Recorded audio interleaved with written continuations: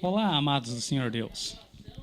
Vamos mais uma vez fazer uma oração antes de iniciarmos a leitura para o Senhor abençoar no entendimento da sua palavra. Senhor meu Deus, abençoa a mim e a todos os que veem esses vídeos. Que cada dia o Senhor haja em nossos corações, faça a diferença, nos dando sabedoria, conhecimento, discernimento e entendimento na sua palavra. Que o Espírito Santo nos ensine mais e mais. Em nome e por amor do Senhor Jesus. Amém. Meus amigos, capítulos de hoje veremos mais de um. 21, 22 e 23 de Êxodo. Por que vários capítulos? Aqui são, digamos, alguns resumos de leis que seriam de boa convivência entre os filhos de Israel. Coisas que hoje, se você for pensar bem, não fará muita diferença entre povos, porque todos que almejam o bem entre um e outro, tanto em irmãos como conhecidos, amigos, na cidade toda, fariam coisas que fossem boas aos olhos do Senhor. Mas por que a diferença e por que estas leis? Lembram que o povo de Israel era um povo que estava de servidão, um povo escravo. Se era um povo escravo, imagina a mentalidade das pessoas há mais de 3.000 anos atrás. Você com certeza deve conhecer aquela pessoa que é muito valente, aquela pessoa que tudo que ela resolver na pancada, aquela pessoa que falou alguma coisa para ela não gostou, ela já quer pegar a faca e quer pular no braço. Bom, você conhece umas assim. Agora imagine essa pessoa, nesse estilo, há 3.000 anos atrás, onde não existiam leis como as que existem hoje em todos os países, onde não existiam força policial para tentar reprimir alguns atos de violência como esse. Há 3.000 anos atrás não existia quase nada de proteção, onde a lei do mais forte era a que prevalecia. Então, para um povo ser santo aos olhos de Deus, como o Senhor queria, digamos que ele deixou estes conselhos que veremos nos capítulos 21, 22 e 23 de Êxodo. Capítulo 21, versículo 2. Se comprares um servo hebreu, 6 anos servirá, mas ao 7º sairá forro de graça. Ou seja, com certeza poderiam existir futuramente, o Senhor já estava prevendo que poderiam ocorrer casos onde as pessoas se deixariam, às vezes por muita pobreza que estivesse passando ele e sua família, a ser levado como escravo. E ele serviria aquele senhor por alguns mantimentos, algumas coisas, dependia do trato deles, durante 6 anos. Mas o 7º ano seria o jubileu. Futuramente veremos sobre esse ano do jubileu. Versículo 4. Outra recomendação do Senhor para a boa convivência. Se seu senhor lhe houver dado uma mulher, e ela houver dado filhos ou filhas, a mulher e os filhos serão do seu senhor, e ele sairá só com o seu corpo. Por quê? Se assim ele foi escravo, somente ele, e o Senhor já tinha outra mulher, que daí chegou a dar para ele como esposa, é claro que na lei também, principalmente se não fosse do mesmo povo, fosse de povos alheios, ela seria, e os filhos dela, do Senhor, não daquele que foi hebreu, o hebreu foi para escravo. Outras coisas também, vejamos o versículo 7, outra recomendação. E se algum vender sua filha por serva, não sairá como saem os servos. Olha só, o Senhor já estava vendo que o coração das pessoas já seria mau. E ele já estava adiantando a recomendação. Então, se alguém vendesse a sua filha, imagine hoje, alguém teria coragem, você, por exemplo, que preza pelos princípios cristãos, de vender a sua filha como escrava? Então, notamos que são algumas leis ultrapassadas, mas que serviam muito bem para aquele povo. Como também, versículo 17. E quem amaldiçoar a seu pai ou sua mãe, certamente morrerá. E se alguns homens pelejarem, ferindo um ao outro com pedra ou com punho, e esse não morrer, mas cair na cama, se ele tornar a levantar-se e andar fora do seu bordão, então aquele que o feriu será absolvido, mas somente ele pagará o tempo que perder e o fará curar totalmente, ou seja, ainda teria que custear os gastos. É muito diferente de algo hoje, se alguém está sem intenção, por exemplo, até ou bêbado intencionalmente nas ruas e bateu no seu carro, não seria de direito você receber pelos danos causados pela outra pessoa? Vejam só como Deus é cuidadoso conosco. Desde aquela época, onde o mundo era totalmente diferente, não havia a modernidade que havia hoje, Deus já procurava dar sentido, orientação para aquele povo. E hoje, na nossa vida, Deus é diferente? Não, ele tem o mesmo cuidado. Versículo 23 em diante, nós veremos que algo, um tipo de, como um pastor um dia ouvindo uma pregação falando, qual era a principal língua que o povo escravo entenderia? O do castigo. Versículo 23, mas se houver morte, então darás vida por vida, olho por olho, dente por dente, mão por mão, pé por pé, queimadura por queimadura, ferida por ferida, golpe por golpe. E quando alguém ferir o olho do seu servo, ou o olho da sua serva, e o danificar, o deixará ir pelo forro do seu olho. Ou seja, se ferisse algum servo, a este servo seria dada a sua liberdade. Meus amigos, vamos notar algo, que essas eram leis para a tentativa de uma boa convivência para um povo acostumado a 430 anos de servidão, de escravidão praticamente. Porque quando eles chegaram na terra do Egito, eles ainda não eram escravos, mas não é a mesma coisa do que a sua terra. Ou você se sente bem na casa de pessoas alheias. Você não pode fazer as mesmas coisas que você poderia fazer na sua própria casa, não é mesmo? No capítulo 22, fala sobre as leis da propriedade. Versículo 2. Se o ladrão for achado a minar e for ferido e morrer, o que feriu não será culpado de sangue. Ou seja, se a pessoa estava roubando, ela já estava quebrando um dos mandamentos do Senhor, que era para não roubar.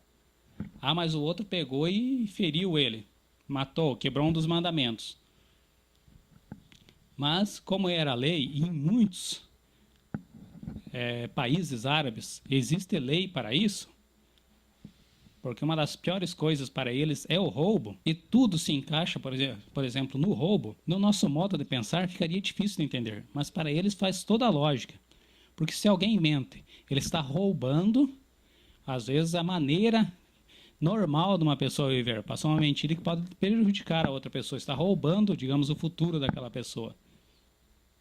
Se alguém matou um pai de família, ele está roubando o futuro daquela família de ter um bom futuro, uma boa faculdade para os filhos e assim por diante. Então, tudo em algumas leis árabes funciona nessas simples palavras que eu tentei explicar para vocês, mas dessa maneira. Agora nós, como um país latino, o Brasil, nos sentimos no direito de julgar a essas leis? Ou você se esqueceu de uma lei que foi criada, que mulheres que estejam com um filho com muita fome não podem amamentar em público? Ah, isso aí é contra a lei, pode dar cadeia. Mas e as mulheres que saem nuas no carnaval, que mostram muito além num pedaço do seu peito, mostram o peito todo e todo o corpo nu? Ah, isso é normal, é cultura.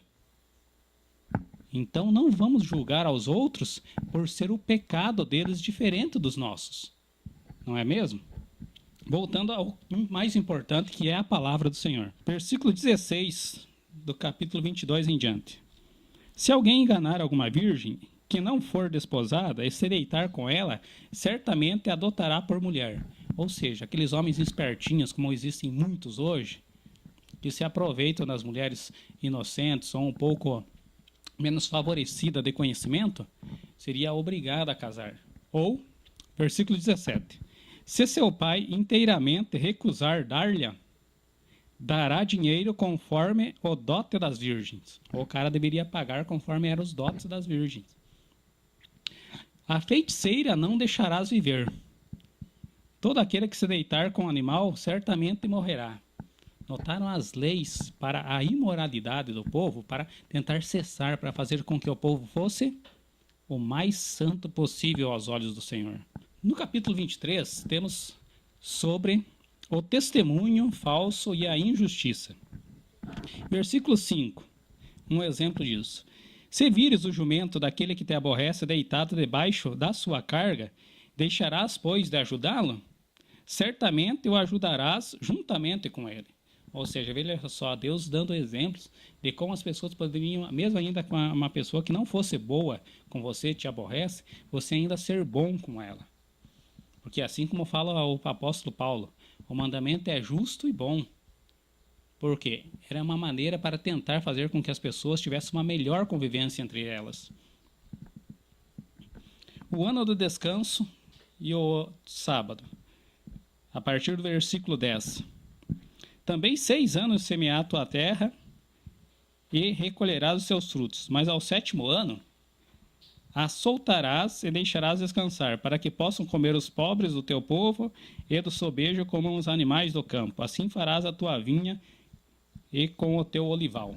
Era algo que o Senhor queria que as pessoas fizessem, deixar parte, o que caísse no chão, era para ficar para os pobres e para os animais, para que tivessem mantimento. O que acontece de diferente? Ao 7º ano, eles nem semeavam. O que caiu ao chão iria brotar, iria dar o pé do alimento, iria produzir. E quem poderia colher aquilo seriam os pobres e os animais. Seria o descanso da terra. Notaram um dos motivos por que hoje se gasta tanto com agrotóxicos e com adubos para as terras? Não é mais dado aquele 7º ano de descanso para a terra. A terra ela não consegue renovar as suas energias. Quem entende de biologia saberá o porquê que antigamente as pessoas plantavam milho e feijão junto. Uma cultura ajudava a complementar o adubo do solo para a outra. A partir do versículo 14 do capítulo 23 em diante, ele fala sobre as festas. Festas dos pães asmos, festa da colheita, a saída do ano. A partir do versículo 20 do capítulo 23, Êxodo, Deus promete enviar um anjo à frente dos seus filhos. Mas ele ainda deixa uma recomendação. Versículo 21. Guarda-te diante dele, e ouve a sua voz, e não provoques a ira. Porque não perdoará a vossa rebelião, porque o meu nome está nele. Ou seja, o que é sagrado, o que é do Senhor Deus, procure nem tocar, procure nem fazer algo que possa ser mal aos olhos do Senhor. Versículo 24, outra recomendação. Não te inclinarás diante dos seus deuses, de outros povos, nem os servirás, nem farás conforme as suas obras. Antes, o destruirás totalmente e quebrarás todas as suas estátuas. Versículo 25. E servireis ao Senhor vosso Deus, e ele abençoará o vosso pão e a vossa água, e eu tirarei do meio de ti as enfermidades. Versículo 26. Não haverá alguma que aborte, nem estéril na tua terra. O número dos teus dias cumprirei. Viram só as promessas que o Senhor tinha para esse povo? Além de paz, muita prosperidade na área da saúde, na área espiritual, tudo seria próspero para eles. Nada o Senhor lhes deixaria faltar. Desde o maná que o Senhor já estava dando, até as coisas espirituais, que era o que mais precisamos. Versículo 33. Na tua terra não habitarão, para que não te façam pecar contra mim. Se servires aos seus deuses, certamente será um Lázaro para ti. Versículo 33. Na tua terra não habitarão, para que não te façam pecar contra mim. Se servires aos seus deuses, certamente será um laço para ti. Olha o cuidado com que o Senhor tinha para com o seu povo. E sempre citando, não seguir a deuses estranhos. Para que você vai seguir a um Deus estranho, a um Deus que não se pode nem mover ou ouvir, nem fazer nada, se você tem a presença do verdadeiro Deus, aquele que tudo fez por você? Todas as coisas que aconteceram no Egito, a travessia do Mar Vermelho, não haveria motivos para aquele povo sair debaixo das graças do Senhor. Meus amigos, pensem nisso, fique com o Senhor Deus.